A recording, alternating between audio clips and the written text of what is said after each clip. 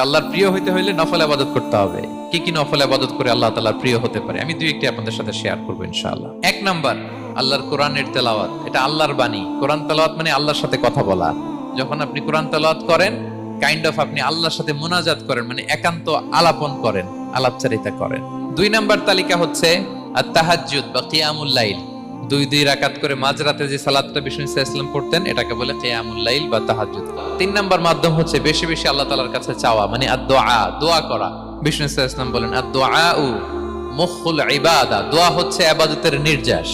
এবং আল্লাহর কাছে চাইলে আল্লাহ খুশি হয়, না চাইলে আল্লাহ বেজার হয়। বিনয়ের সাথে চাইতে হবে, চোখের পানি ছেড়ে চাইতে হবে, চাওয়ার মতো চাইতে হবে।